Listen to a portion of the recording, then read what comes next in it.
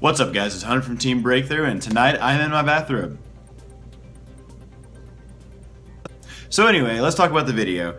Somebody topped an ARG event with Yosenju Psyframes, and I got the deck list from the card guys. I've been working with it. I changed it up a little bit. I think I've got it, this is my take on the deck and what I would do. So without further ado, let's get on with the deck list. I don't know what this thing is. I do it in like every video, but I have no clue. So to start out with, he plays 3 driver, 3 alpha, 3 beta, 3 gamma, and 2 delta. I have no problem with any of this. If someone doesn't know what Psyframes do, I'll kind of go over it real quick. So they all have an effect that negates or does something on your opponent's actions. They're all very reactive. Alpha, if your opponent summons a monster, you can special summon Alpha and a driver to it doesn't negate or destroy anything, but then you can search a Psyframe card, which I typically search the field spell circuit, just because that's really important. You play 3 beta, which is the Valk on steroids. Basically, in addition to stopping the battle phase, he also destroys a monster and then special summons himself and a driver, which then you can use to synchro summon. Gamma is monster effects, and Delta is spell effects. Now for the field spell, we have 2 circuit, 2 terraforming, and 1 chicken game. His reasoning for this was that he wanted to have the field spell circuit, but he didn't want to ever have 2 of them because he felt like it would clog. And if you have more than 1 field spell, then that could have been another Psyframe that you could use to negate something. But I feel like it is just too important to risk not having.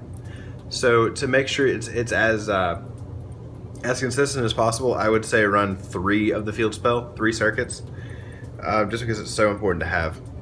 Next, he ran 3 Psychic Field Zone. Now, in my testing with this, I typically run into the problem of I'll draw it early game when I don't have anything banished. And people might say, well, they banish themselves at the end of the turn anyway. Yes, but that's only if they make it until the end of the turn, which, unless you're bringing out a beta, unless you're bringing out a beta, they're probably still going to attack over something, because all of the Psyframe gears have very unimpressive stats. So I would say cut 1 and just run 2 of it, just to make it a little more consistent of a deck in general. So that's the Psyframe stuff. Moving on, we have the Yosenjus. We have 3,1, 2,3, and 1,2. I understand his reasoning. He wanted to make sure he can always bounce something. But honestly, he wanted to make sure he can always bounce something with ,1. I understand his reasoning on this. He wanted to make sure he could always bounce something with ,1, so he ran 3 of that. And then ,2 was in case there was something that he just couldn't get over, so he could summon ,3 and 2 to be able to attack over directly and be able to search ,1. But personally, I think that ,2 is not near as useful as Sujik. This comes from my playing this variant of Psyframes as well as playing pure Yosenjus. I just feel that Sujik is in general just a much more useful card because he lets you attack over things that you couldn't otherwise attack over. Also, I would say cut 1, ,1 for the third ,3. I feel like being able to search for Sujik if you need it is much more important. Plus, if you're attacking with ,3, that ,3 is the thing that builds your advantage, so you need to see him as soon as possible. Next, he plays triple Tinky, which I have no problem with, and then he plays triple Upstart Goblin, which I do not understand his reasoning behind this. Both, I guess I don't understand the ARG format as much as he does, but I just don't understand why. Both of these archetypes, Psyframes and Yosenjus, can benefit so much more from playing Triple Pot of Duality. It not only lets you draw, go deeper into your deck. You go 3 cards instead of 1, but you also don't give your opponent life points. And the downside of not being able to special summon monsters this turn almost doesn't apply to you, because your Yosenju is all normal summon, and your Psyframe special summon themselves on the opponent's turn. The only downside really is that you can't use Psychic Field Zone or bring back your Omega or Zeta, but in that case, just, I mean, save it for a minute. If you really need to make a synchro summon, just save your duality and just use it later. So yeah, there's that. Next,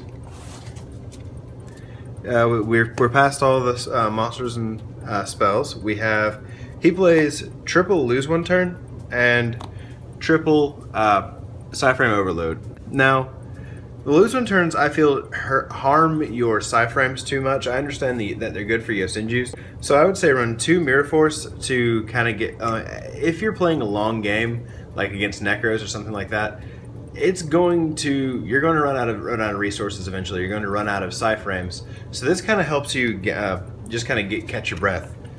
And then Torrential Tribute, I feel like, is amazing in this deck just because it clears your board so you can keep using your Psyframes, as well as your Yosenjus never actually stick around for more than 1 turn.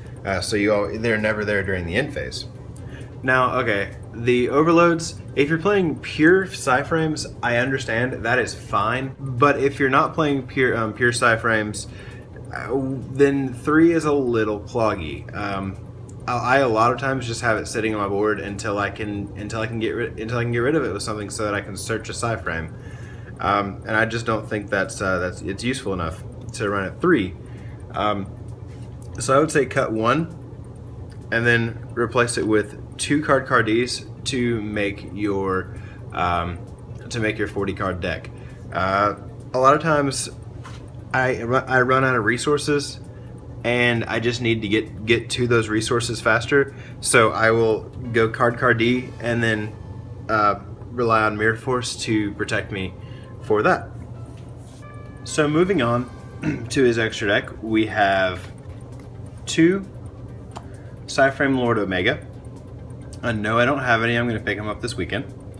Then 2 Zeta. He actually ran 3, but he, in the video, even said that he never needed the 3rd. It just took up space in his extra deck, and he wished he could have had something else instead of this.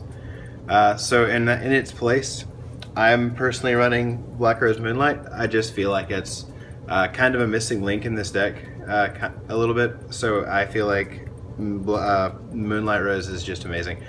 So then we also have Black Rose because it clears your board so that you don't have to have anything for your Psyframes to not be able to work. Then there's Yazi because Burning Abyss have a really hard time dealing with it.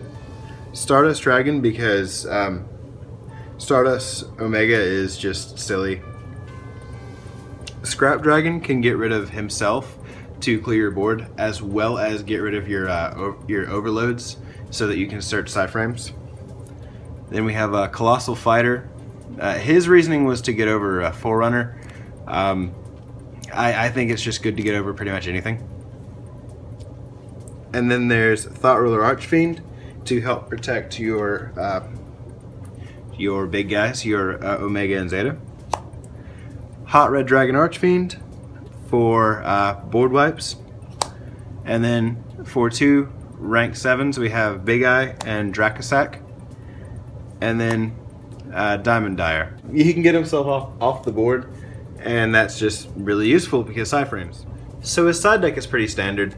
He runs 1 more of the spell guy for anything that likes spells like Necros, Shaddolls, stuff like that. Then he decided 2 Epsilon. He's the trap guy. He never wanted to be in the situation where his opponent wasn't running traps, but he still had Epsilon. So that makes total sense. Next, Puppet Plants. 3 Puppet Plants, and I don't really agree with this personally. I would say I I would want to side some Klee hate because there's not really too much of it here. Then he has 1 Thunder King, 2 Dark Holes, 2 MST, 2 Debunk for Mirror Match, also anything pretty much. Shadal's, Necros, Burning Abyss, everything uses hand or graveyard effects just about. So having this was amazing. He said 2 wiretaps because it's better than Trap Stun.